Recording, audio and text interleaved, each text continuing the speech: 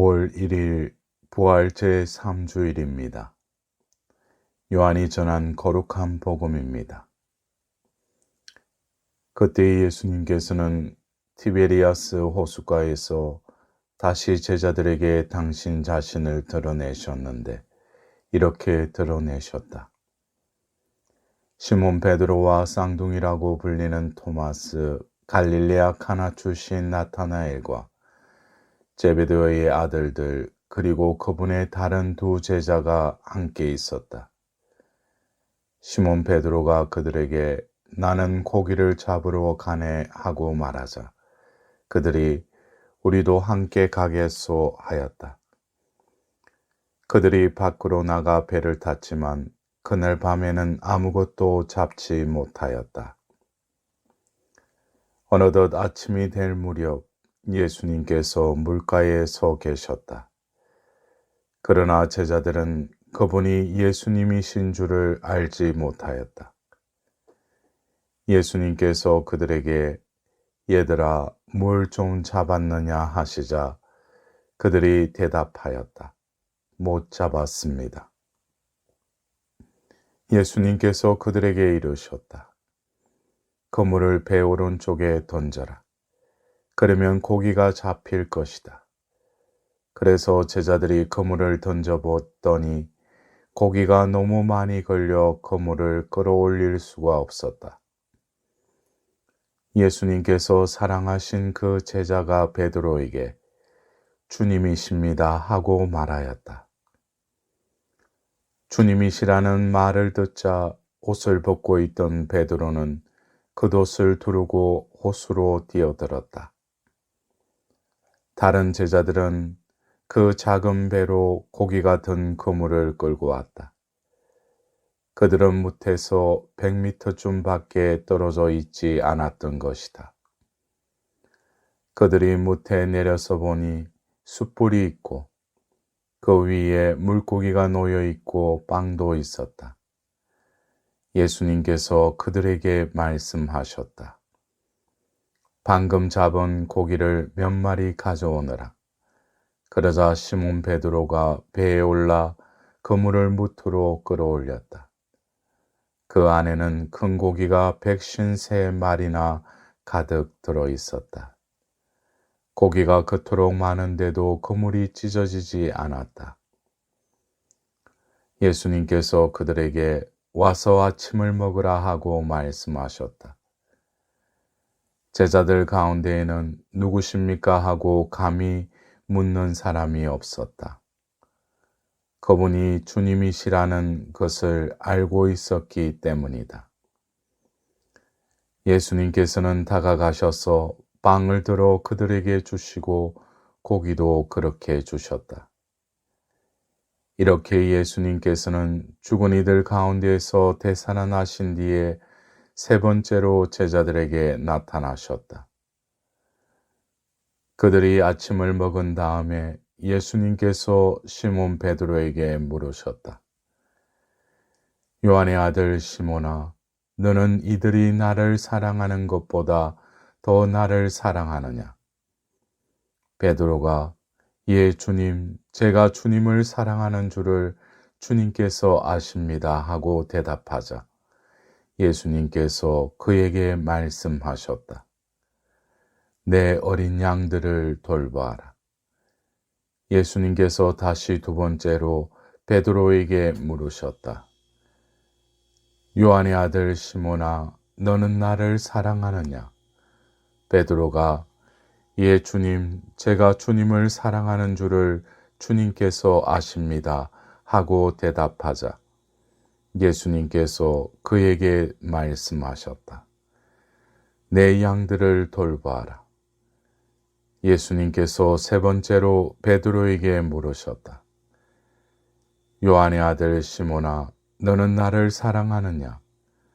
베드로는 예수님께서 세 번이나 나를 사랑하느냐 하고 물으심으로 슬퍼하며 대답하였다. 주님, 주님께서는 모든 것을 아십니다. 제가 주님을 사랑하는 줄을 주님께서는 알고 계십니다. 그러자 예수님께서 베드로에게 말씀하셨다. 내 양들을 돌보아라.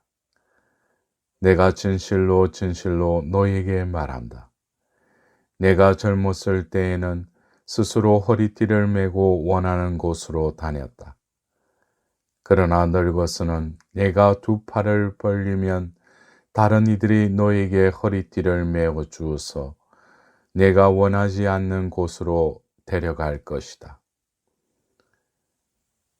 예수님께서는 이렇게 말씀하시어 베드로가 어떠한 죽음으로 하느님을 영광스럽게 할 것인지 가르치신 것이다. 이렇게 이르신 다음에 예수님께서는 베드로에게 말씀하셨다. 나를 따라라. 사랑하는 형제자매 여러분, 오늘은 부활 제3주일입니다. 오늘 복음을 바라보자면 예수님께서는 아침이 된 무렵 제자들에게 나타나십니다. 요한복음은 종종 외적인 사건을 전하면서 그 이면에 내적 차원의 상징을 또한 암시하고 있습니다. 오늘 복음에 등장하는 고기를 잡는 7 제자는 초대교회의 7 교회를 상징합니다. 아침이 오기 전 밤 시간의 바다는 악령이 들끓는 시간이고 아무것도 잡지 못한 빈 그물은 초대교회에서 겪던 혼돈 상황을 상징합니다. 이때 어둠과 공허 속에 아침 해를 받으며 주님께서 나타나십니다. 그리고 얘들아 하고 제자들을 부르십니다. 어련인 제자들을 두고 애들이라니. 본래 이 단어는 어린 사람들, 즉 주님의 현존을 체험하기 전의 상태를 뜻합니다. 예수님께서는 뭘 좀 잡았느냐 하고 물으시자 제자들은 못 잡았습니다 라고 대답합니다.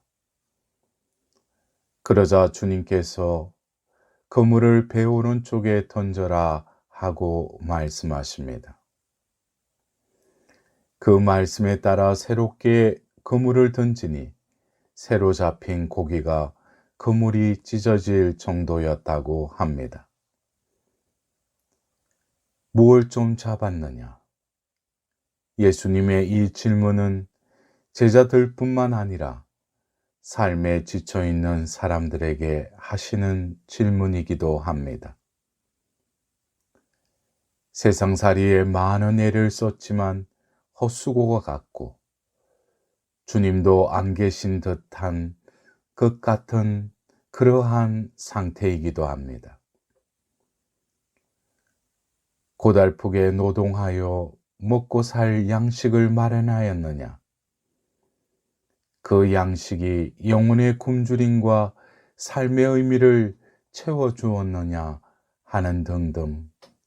그러나 그물도 마음도 텅 비었기에 못 잡았습니다 라고 고백할 때 주님은 그물을 다시 던지라고 새로 시작하라고 이러십니다. 우리가 지금 지내고 있는 이 부활 시기는 바로 새로운 시작을 해야 할 때이기도 합니다. 그러기에 부활은 십자가상의 모든 실패와 절망과 죽음을 넘어선 실제이기에 새로운 시작인 것입니다. 오늘 복음에서 비추어 보자면 어디서 어떻게 새로 시작해야 하나요? 주님께서는 그물을 배 오른쪽에 던져라 라고 이르십니다. 특별한 곳에서 시작할 필요는 없습니다. 고기 잡던 현장에서 바로 그 자리에서 새로 시작하는 것입니다. 그러나 정과 달리 하여야 합니다. 오른쪽에 던져라 라는 오른쪽은 빛이 비치는 곳입니다. 지금까지 밤에 속하는 쪽에서 해오던 일을 이제 낮에 속하는 쪽에서, 즉 자기 중심의 세상 쪽을 버리고 부활의 빛으로부터 다시 시작하는 것입니다. 그럴 때 무의미하고 가망 없던 일들이 변화될 것입니다. 오늘 복음에서는 예수님께서 물가에 서 계셨다고 합니다. 그러나 제자들은 그분께서 예수님이신 줄을 알지 못하였다라고 말씀을 이어갑니다.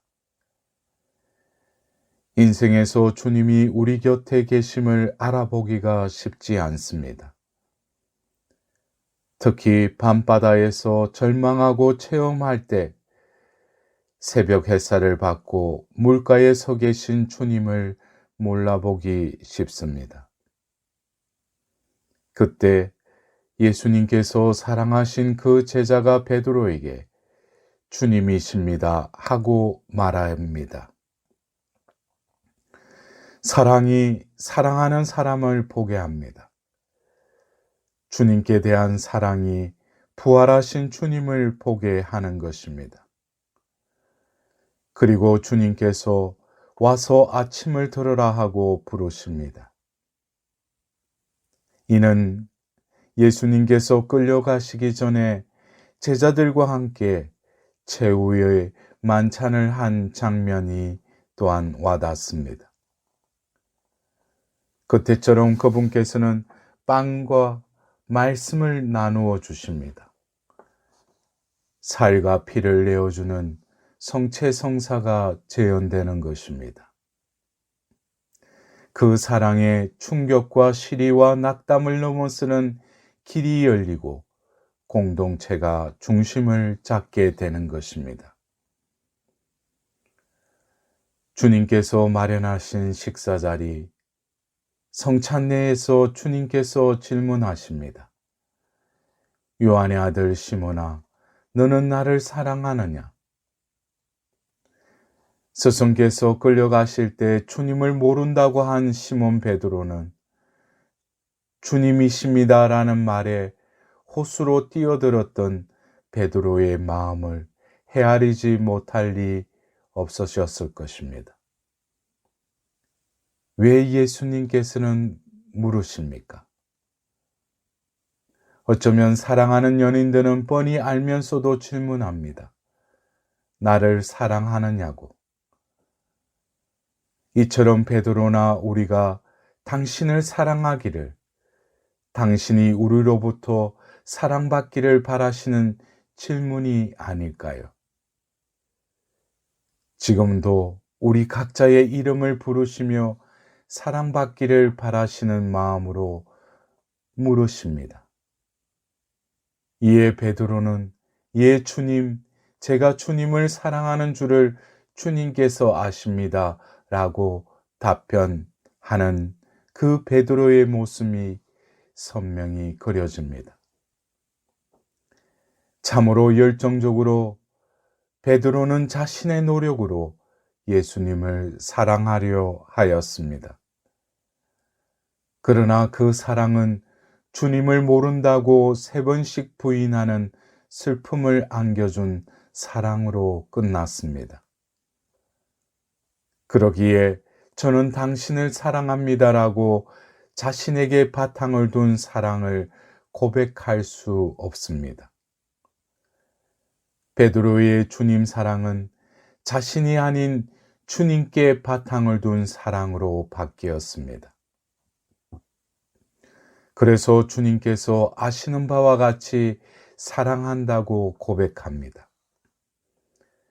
그 체험이 얼마나 사무쳤으면 3번의 질문에 3번 다 주님께서 아십니다라고 반복하였겠습니까? 베드로의 이 고백은 주님께서 반복하여 또한 당부하십니다. 내 양들을 돌보아라. 이는 양들을 도모는 사목과 당신을 따르는 사도직은 주님께서 주신 사랑에 응답하는 사랑인 것입니다. 훌륭한 조직, 교회의 탁월한 관리 능력, 세상의 도전을 해석하고 답변을 주는 지성에 우선하여 이들이 나를 사랑하는 것보다 더 나를 사랑하느냐라고 물으시는 예수님과의 내밀한 관계가 이 모든 사도직의 핵심임을 암시하는 말씀으로 다가옵니다. 번거롭게 3번씩이나 예수님께서 사랑을 확인하시는 까닭은 당신 사랑에 놀라운 선물을 받고 또 받으라는 당부가 아닐까요?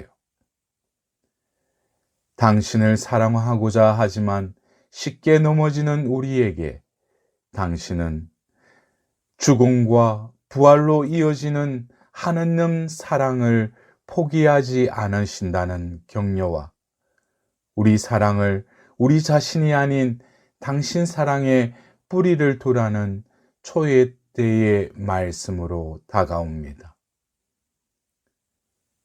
그러기에 베드로와 더불어 고백해야 할 것입니다. 주님께서 아십니다. 당신을 사랑하려는 저의 열정과 그럼에도 불구하고 턱없이 허약한 저를 당신께서 아십니다. 저의 사랑은 그러기에 나를 아시는 당신께 뿌리를 둘 수밖에 없습니다. 저의 사랑은 당신의 사랑입니다. 사랑하는 형제 자매 여러분, 오늘 복음의 마지막에 나를 따라라 하고 말씀하십니다. 순환전에 주님께서는 베드로에게 지금은 올 수 없지만 후일 나를 따를 것이다 라고 하셨습니다. 그 후일은 죽음과 부활을 겪으신 지금 바로 여기입니다.